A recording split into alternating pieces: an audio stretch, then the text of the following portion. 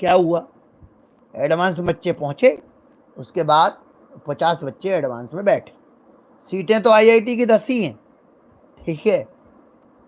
अब हुआ क्या कि जो 50 बच्चे हट गए, तो अब ये 50 बच्चे वो बच्चे हैं जो और ज़्यादा सीरियस हैं आईआईटी के लिए, ठीक है। कंपटीशन लेवल पे टफ है, कंपटीशन लेवल पे टफ है, ये बात सही है कि मेन से एडवांस में, लेकिन कोई कहीं एडवांस का पेपर टफ है उसका कोई मतलब ही नहीं है, ठीक है। तो अब ये 50 बच्चे बैठे, उसमें से जो 10 बच्चे हैं वो आईआईटी में पहुंच गए, 40 बच्चे हट गए, वो 40 बच्चे एनआईटी और ट्रिपल आईटी में पहुंच गए, ठीक है। ये है कहानी। यूपीएससी में भी ऐसे ही होता है, प्रीलिम्स होता है, मेंस होता है। अच्छा, दूसरी बात, अब बात आती है कि हर इंजीनियरिंग एंट्रेंस एग्जामिनेशन, कोई भी एंट्रेंस एग्जामिनेशन है एक्चुअली में, उसमें उसका जो ब्रोशर होता है उसमें लिखा रहता है कि इसका पर्पज क्या है।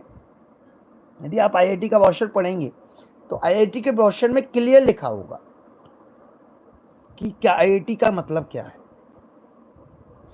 आपकी compression level, application level, original conceptual level.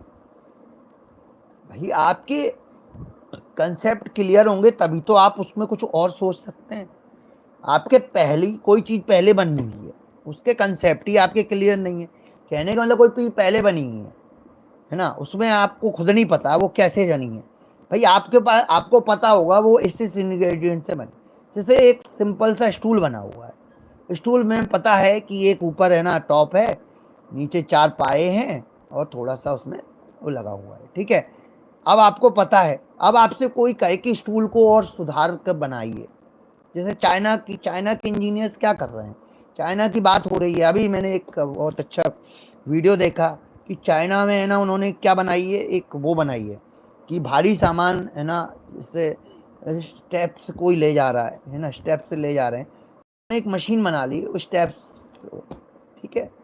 अब वो किस तरह से बनाई वो जो भी है, लेकिन पॉइंट यही है कि आपको पहले पता होना चाहिए कोई चीज़ कैसे काम करती है, कोई चीज़ के क्या फंक्शंस हैं, उसकी उसके क्या स्थिति है। अब जैसे सिंपल सा टूल का मैंने एग्जांपल बताया, स्टूल के बारे में आपको पता है तभी तो आप स्टूल को मैनिपुलेशन कर पाओगे, तभी तो स्टूल को और अच्छा बना पाओगे।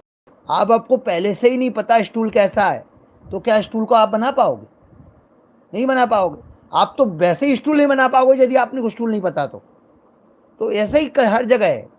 यदि आपको पहले से ही नहीं पता कुछ भी, आपको जैसे जीएस में हिस्ट्री आती है, इकोनॉमिक्स आती है, ठीक है, पॉलिटी आती है, ज्योग्राफी आती है। अब आपको पहले से ही नहीं पता कि हिस्ट्री क्या है, पॉलिटी क्या है, ज्योग्राफी क्या है, इकोनॉमी क्या है, तो आज की हिस्ट्री क्या है, आज की पॉलिटी क्या है, आज की ज्योग्राफी और आज की इकोनॉमी आपको कहाँ से पता होगी। भाई भाई आप क्वेश्चन तो, भाई आज यदि आपसे क्वेश्चन पूछे जा रहे हैं, चलो कुछ चीज़ें हैं ट्रेडिशनल जीके है, ट्रेडिशनल जीके हिस्ट्री से, हिस्ट्री में तो ये है, चलो हिस्ट्री का उतना, लेकिन इकोनॉमी तो रोज चेंज हो रही है। आज से 11 साल पहले की इकोनॉमी देख लो और आज की इकोनॉमी देख लो, कितना अंतर है, और उसके 11 साल पहले की इकोनॉमी देख लो, कितना अंतर है, राइट। तो हाँ, लेकिन बस यही है कि पहले आपको ओरिजिनल चीज़ पता होना चाहिए, पहले आपको पता होना चाहिए इकोनॉमी है क्या। अब आप सोच रहे हो हम आज की इकोनॉमी पढ़ लें, यदि आपको पहले की इकोनॉमी नहीं पता या इकोनॉमी का बेस नहीं पता तो क्या आपको इकोनॉमी समझ में आएगी, नहीं आएगी। तो ऐसे ही हर जगह है, सिंपल सी बात है। जैसे नीट की कोई तैयारी कर रहा है तो फिजिक्स, केमिस्ट्री, बायोलॉजी के कंसेप्ट जो पहले से हैं वो नहीं पता, तो आज के हिसाब से आज की बायोलॉजी जो चल रही है, नहीं आज की बायोलॉजी तो पढ़ ही नहीं रहे हैं, हाँ, आज का मैथमेटिक्स तो पढ़ ही नहीं रहे हैं जो आज रिसर्च में जा रहा है। हम जो मैथमेटिक्स पढ़ते हैं वो बहुत पुराना पढ़ते हैं, आज का मैथमेटिक्स पढ़ेंगे तो क्या बताएं।